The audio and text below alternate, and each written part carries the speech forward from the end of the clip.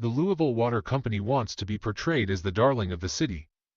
But it's time. The leak gods of Louisville leaks the truth. This is one leak Louisville Water Company won't be able to fix. From black workers having to go through rituals to lawsuits every year with every imaginable form of discrimination the human mind can comprehend. Where there is power in the company, there is no color, no diversity, and since 2019, after a racial incident that has now gone public, held in a safety meeting at one of the company's locations, the company has decided to invest in a fresh new image, hiring Integrity Development, a DEI company. That's job is to make the company look good, but not change the work environment for the better. We see monthly payments of around $40K in a month, to even sometimes $80K a month going to the company listed as Integrity Development Incorporated after finding open records request. If they can spend that monthly, it surely can handle the pain and suffering of civil rights acts they have violated.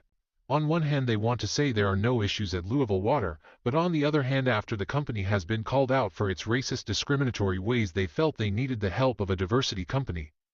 Make that make sense. I know what you're thinking, another rate increase because people are suing the water company. No worries. Keep in mind that LWC is self-insured for up to $40 million for claims and even $1 million for auto accidents. This is all public record.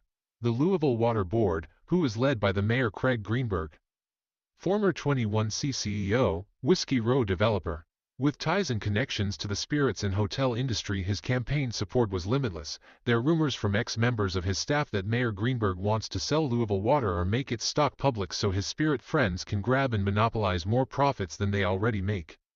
You see, the Louisville Water Company is not totally the city's company. They pay the city nearly $30 million a year to stay private with city perks. You didn't know that, did you? When Mayor Greenberg was made aware of the litigation, Louisville Water CEO Spencer Bruce made sure to give a little extra to the mayor in that year's dividend payment. It was nearly $30 million paid to assure to the mayor that Spencer keeps his job and that the company's monopoly profits keep going the way it's been working for years past.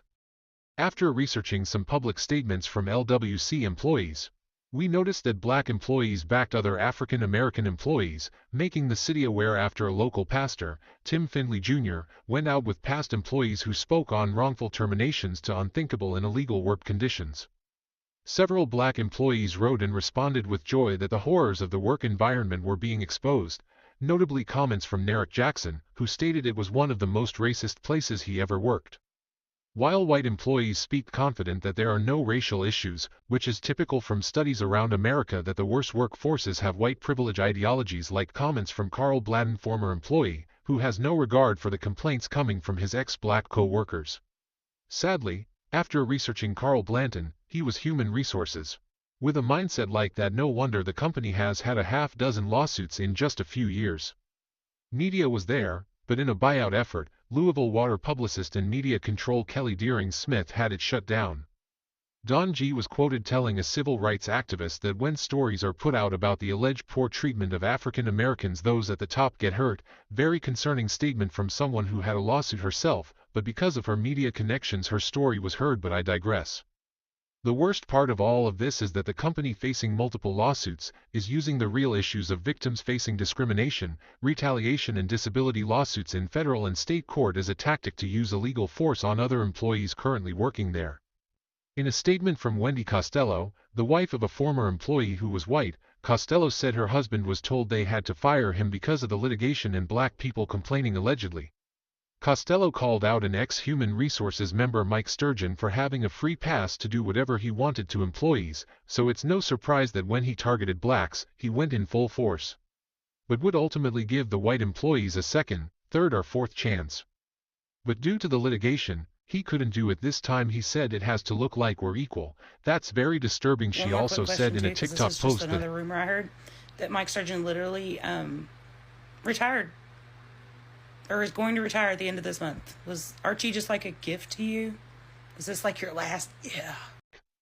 In closing, after further investigation, we learned the union is getting paid illegally weekly by the company, creating a dominated workforce culture, hurting union grievances from getting a fair chance at proper representation, and that Spencer Bruce and Terrence Spence, vice president of Human Resources, both got good merit raises of 6%, even after all the lawsuits and all the public complaints.